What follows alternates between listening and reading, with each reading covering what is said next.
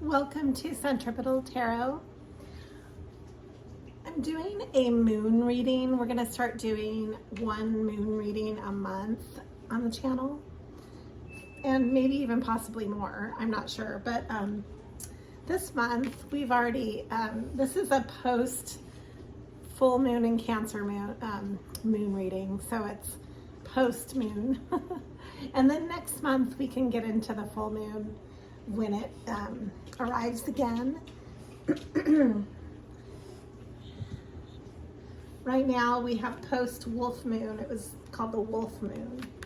So anyways, I was just feeling like getting into some moon cards. This is a collective read. So this is an all signs reading. And seemed like appropriate timing with the beginning of a brand new cycle, new year.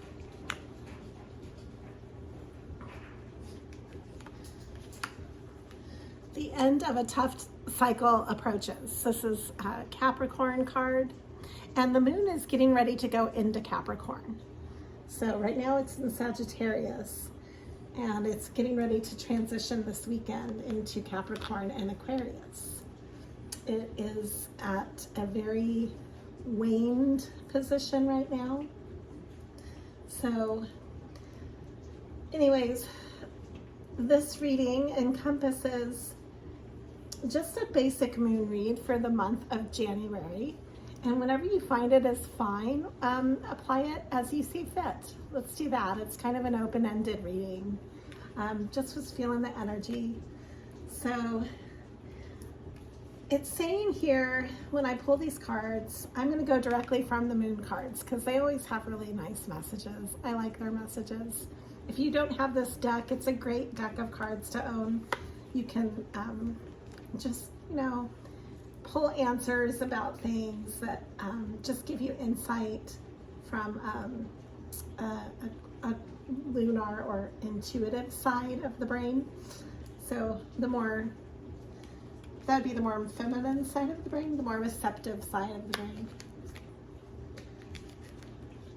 Step out of your comfort zone. This is a big theme for going into the new year.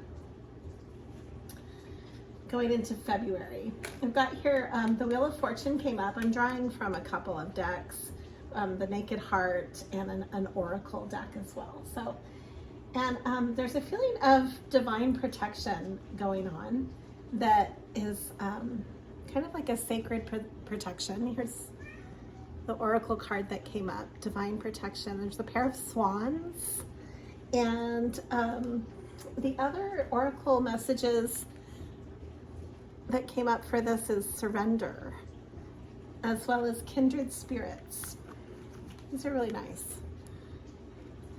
So there is a process going on that asks for trust, basically, and maybe collaborating with others that are kindred spirits. Maybe you find yourself being gravitating towards certain people, and maybe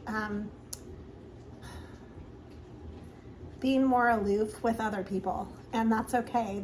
Trust that, because you're going through the end of a cycle. You're letting your burdens drop away, and sometimes in order to recalibrate with people, you need to have a little bit of emotional distance before you reconvene. There's nothing wrong with that. In fact, trust that. Trust those cycles.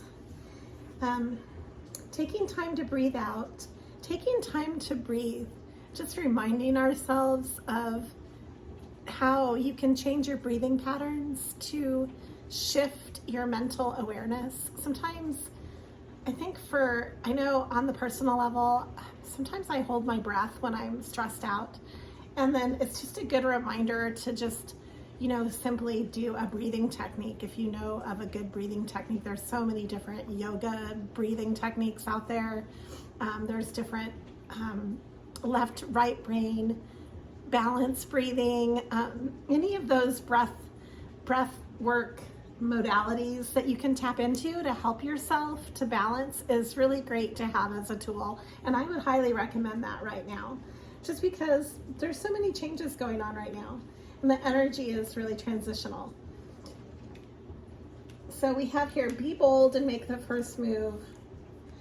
This makes me think of getting the ball rolling on goals. I actually am looking at this from, you can take it any way too. I mean, you can apply it to relationships as well. But it's asking you to step past your usual, stepping past your usual format, your habits, how your life is falling into a groove. Sometimes it's nice to skip a beat and create a whole entire new rhythm in your life. This is the time.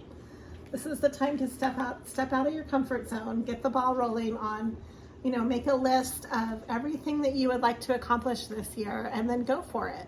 But in order to have changes, you have to be willing to change what you're doing, right? I mean, that's all part of that. It says here, you and your loved ones are safe.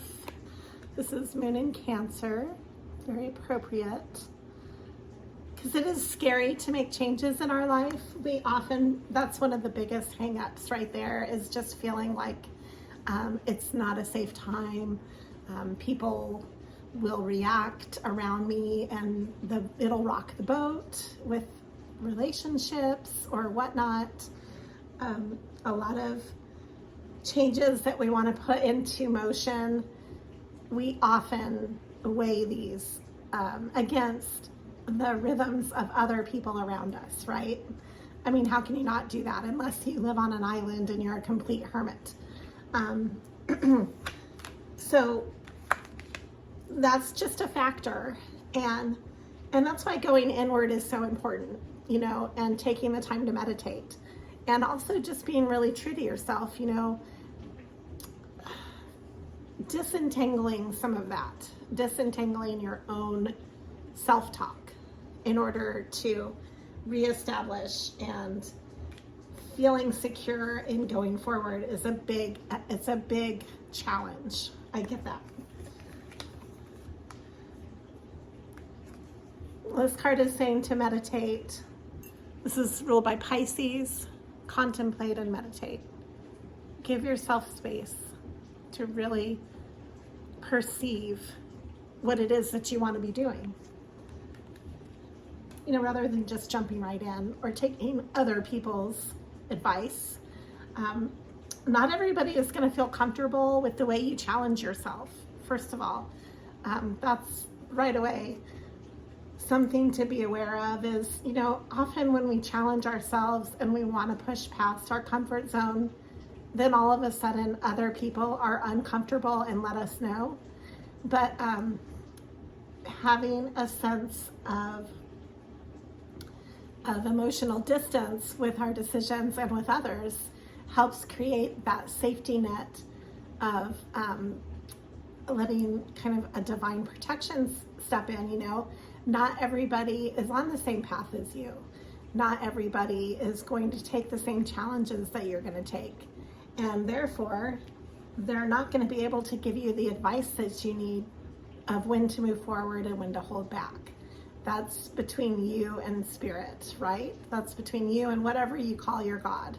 That is something to go inward about and then move forward accordingly. You can't base it on what other people are going to tell you to do. You just can't. We all have our own pathway. Look at the bigger picture. What do you want to see in your life a year from now? I mean, yeah, it's a brand new year, but what do you want to see a year from now in the next new year? What do you want to look back on? That's one way that you can manifest a story in your mind for this year that you're walking into. Creating the year in advance in a retrospective way, like a pseudo retrospective way. There's a lot of healing going on. Healing of broken hearts. There's still healing. A lot of beginnings. The Ace of Wands is here. New passions, new pathways.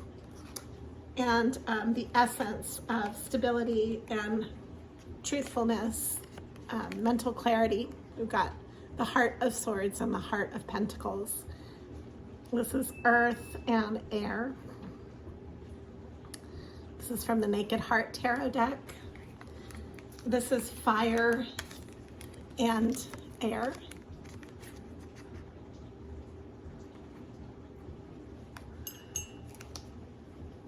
So launching all these lofty goals, as people say, you know, you can dream and dream and dream, but if you're not willing to take action, then nothing's going to happen.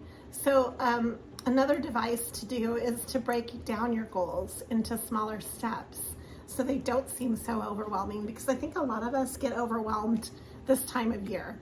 We're coming out of all of this hectic end of the year energy and momentum, and then moving forward into another almost equally hectic momentum, and the whole new year, tax season, you know, you name it, all these things are just coming at us left and right. So what are your wishes? This is the Nine of Cups came up.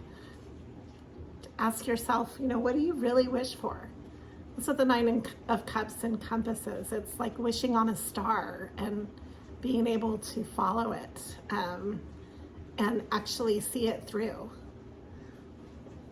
The Magician also keeps coming up. I just did all the shadow readings and the Magician came up in almost every single shadow reading. So the Magician is a very powerful manifester. It's probably one of the most powerful manifestors in the entire deck. And it keeps coming up for the collective. This is an interesting Magician card. It's this giant eyeball.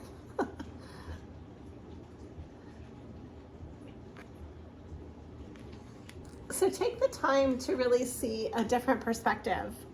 You know, be an active observer of your life, and an active participant in how you're dreaming your manifestations, and really give yourself the space to properly approach and, you know, allow yourself to embellish your thoughts and embellish your dreams. There is nothing wrong with that. That's how you create. That's how you create and manifest, actually, is by allowing that space for yourself mentally. Okay, so I'm going to draw one more oracle message to wrap up this Cancer, post-Cancer moon. Hopefully many of you have felt a sense of coming home more to yourself this end of the year, and a sense of emotional cleansing.